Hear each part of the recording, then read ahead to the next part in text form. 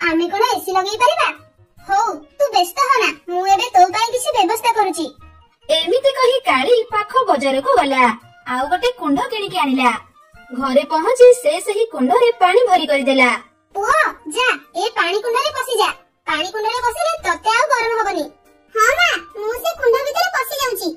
ओ की शांति ना मु एबे सब बेले ए पानी कुंड रे पसी के रहिबी।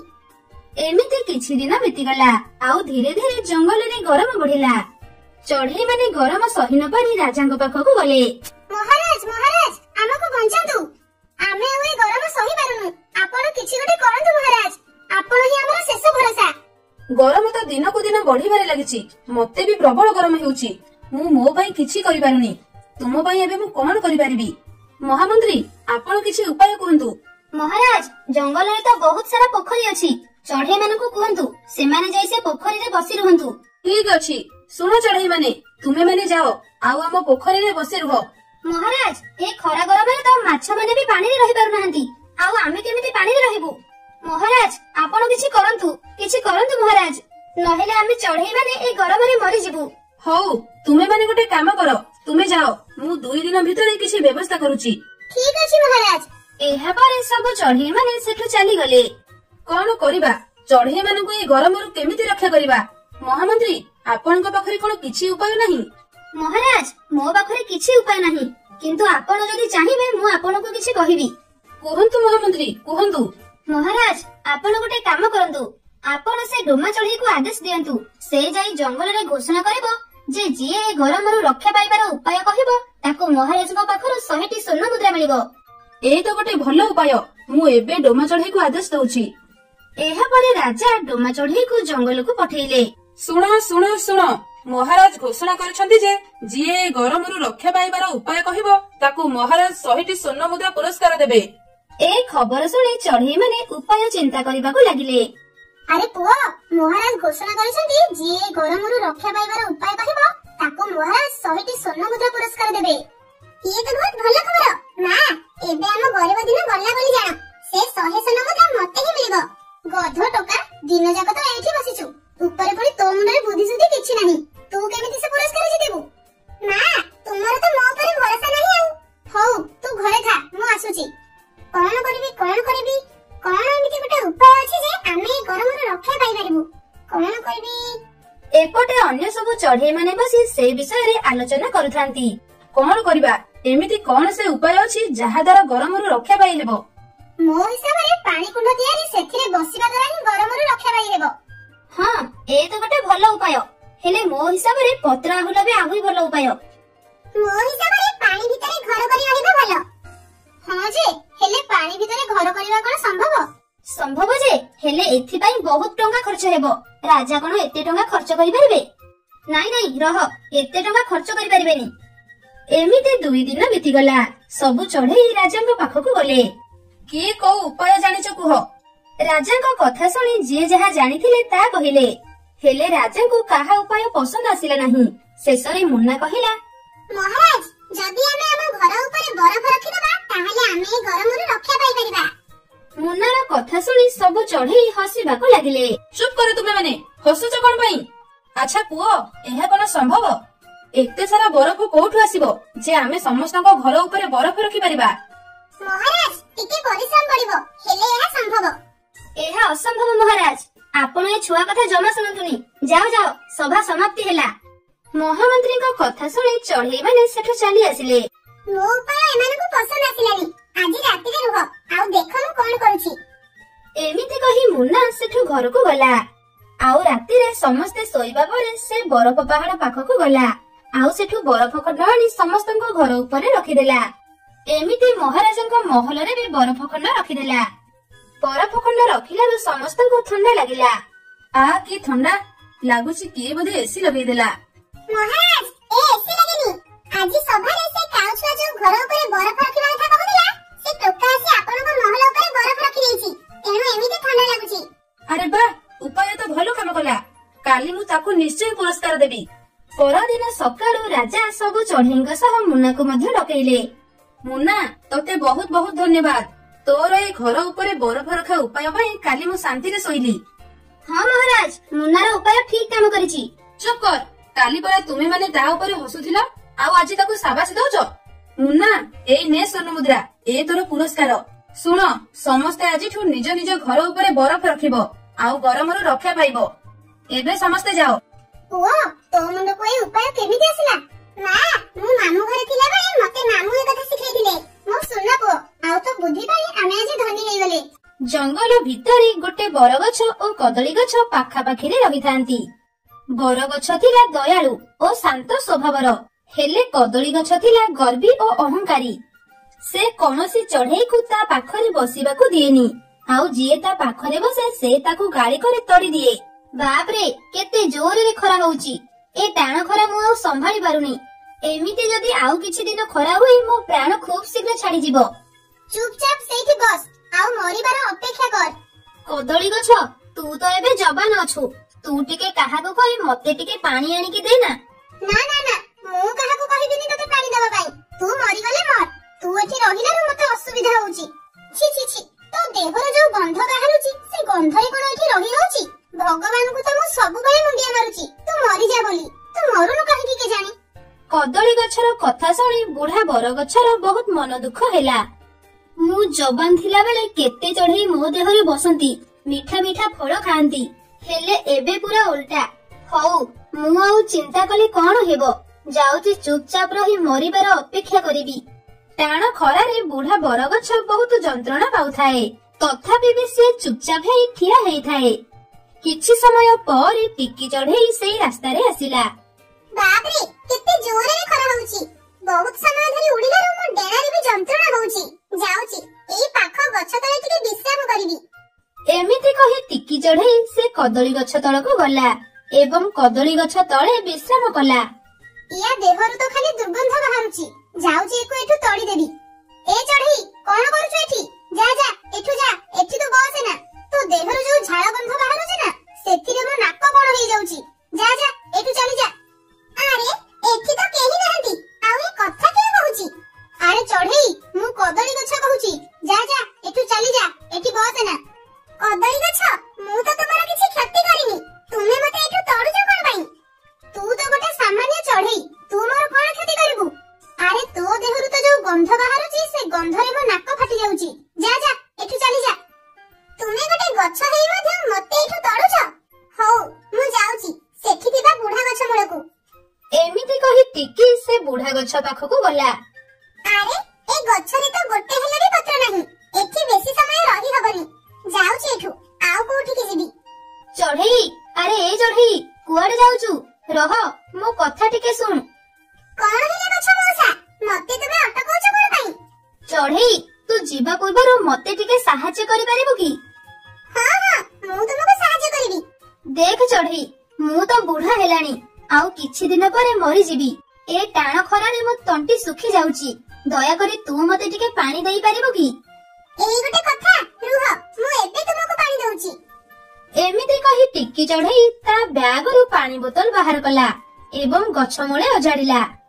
ବୁଢା ବରଗଛଟି ମନ ଖୁସିରେ ସେ ପାଣି ପିଇଲା।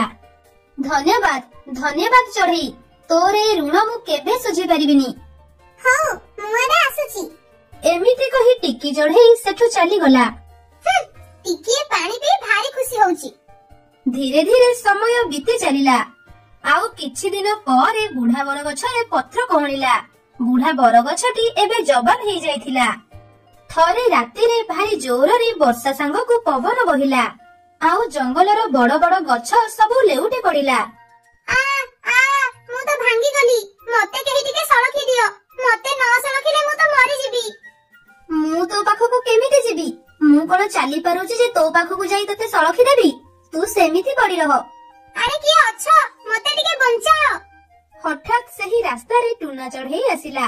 ଟୁନାକୁ ଦେଖି କଦଳୀ ଗଛ ଖୁସି ହେଲା ଏବଂ ତାକୁ ଡାକିଲା। ଚଢେଇ, ଆରେ ଏ ଚଢେଇ, କାଲିର ବର୍ଷା ପବନରେ ମୁଁ ପଡି ଯାଇଛି, ମତେ ଟିକେ ସଳଖି ଦେଇଯା। ପାଗଳ ନା କଣ? ମୁଁ ତତେ କାହିଁକି ସିଧା କରିବି? ତୁ ପରା କିଛି ଦିନ ତଳେ ମତେ ଗାଳି କରି ତୋ ପାଖରୁ ବିଦା କରିଥିଲୁ। ମନେ ପକା ସେଦିନ କଥାକୁ। ଟାଣ ଖରା ଯୋଗୁ ମୁଁ ଆସି ତୋ ପାଖରେ ବସିଥିଲି, ତୁ ମତେ ଗାଳି କରିଥିଲୁ। ଯା ଯା, ମୁଁ ତତେ ସାହାଯ୍ୟ କରିପାରିବିନି। ଏମିତି କହି ଟୁନା ସେଠୁ ଚାଲିଗଲା। ଏ କଦଳୀ ଗଛ, ଏସବୁ ତୋରି ପାଇଁ ହଉଛି।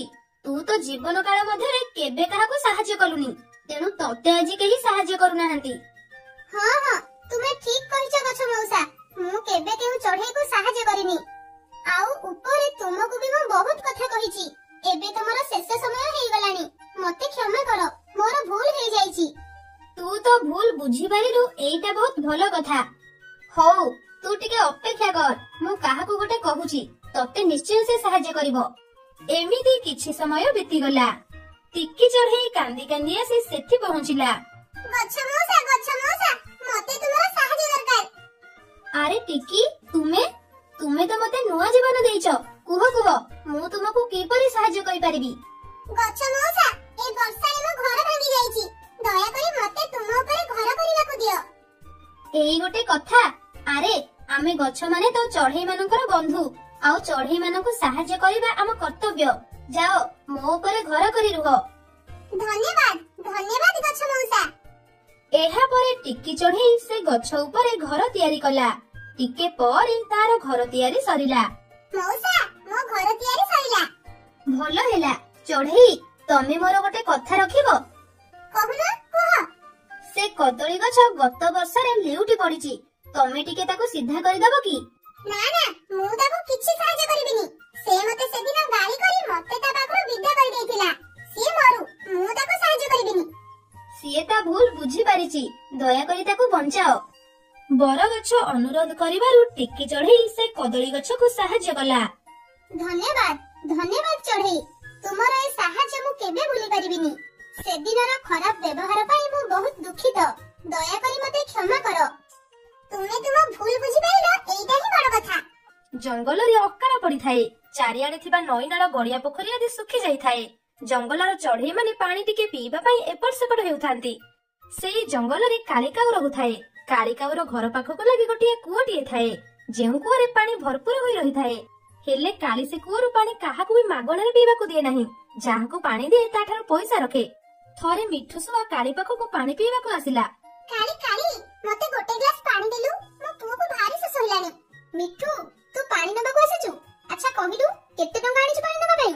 କାଳି, ମୋ ପାଖରେ ତ ଏବେ କିଛି ପଇସା ନାହିଁ, ତୁ ମତେ ଏବେ ପାଣି ଦେଇଥା, ମୁଁ କାଲି ତୋ ପଇସା ଆଣି ଦେଇଦେବି। ନାଇଁ, ମୁଁ ବାକିରେ ପାଣି ଦେଇପାରିବିନି, ଯା ପଇସା ନେଇକି ଆସ, ଆଉ ପାଣି କିଣିକି ନେ। ମୁଁ ତ ବହୁତ ଗରିବ, ପାଣି କିଣିବା ପାଇଁ ମୋ ପାଖରେ ତ ପଇସା ନାହିଁ। ହଉ, ମୁଁ ଯାଉଛି ଏଠୁ, ଆଉ କୋଉଠୁ ପାଣି ଖୋଜିବି। ଏମିତି ଭାବି ମିଠୁ ଶୁଆ ସେଠୁ ଚାଲିଗଲା। ଆଉ କିଛି ବାଟ ଗଲା ପରେ ତାର ପେଚା ସହ ଦେଖା ହେଲା। ଆରେ ମିଠୁ, ତୁ ଏମିତି ଚିନ୍ତାଗ୍ରସ୍ତ ହେଇ କୁଆଡେ ଯାଉଛୁ?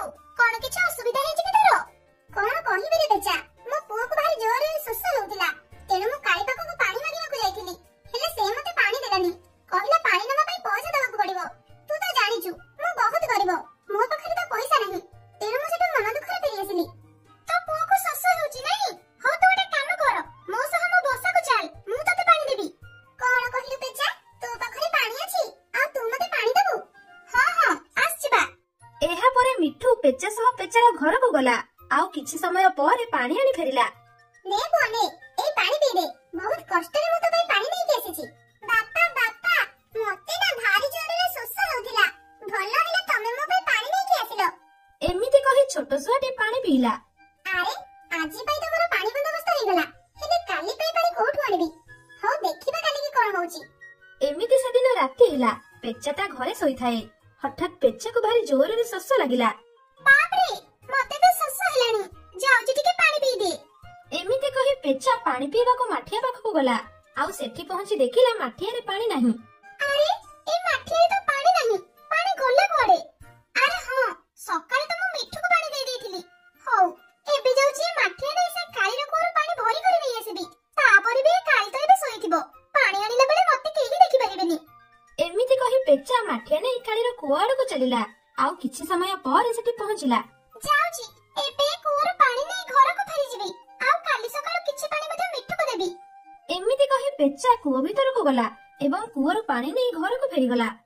ପରଦିନ ସକାଳ ହେଲା। ମିଠୁ ପାଣି ଆଣିବାକୁ ପେଚା ଘରକୁ ଗଲା। ଆରେ ପେଚା, ମତେ ପାଣି ଦେଲୁ, ତୋଠୁ କାଲି ଯୋଉ ପାଣି ନେଇଥିଲି ସେ ସରିଗଲାଣି। ନେ, ମୁଁ କଣ ତତେ ପାଣି ଦେବାକୁ ମନା କରିଛି? ଆରେ ପେଚା, ତୁ ଏ ପାଣି କୋଉଠୁ ଆଣୁଛୁ? ଏ ପାଣି ତ ପୁରା ଅମୃତ ପରି ଲାଗୁଛି, ଏ ପାଣି ନିଶ୍ଚୟ ବହୁତ ଟଙ୍କା ପଡୁଥିବ। ଆରେ ତୁ ଏମିତି ହସୁଛୁ କାହିଁକି? ମୋ କଥା କଣ ତୋ ମନକୁ ପାଇଲାନି କି?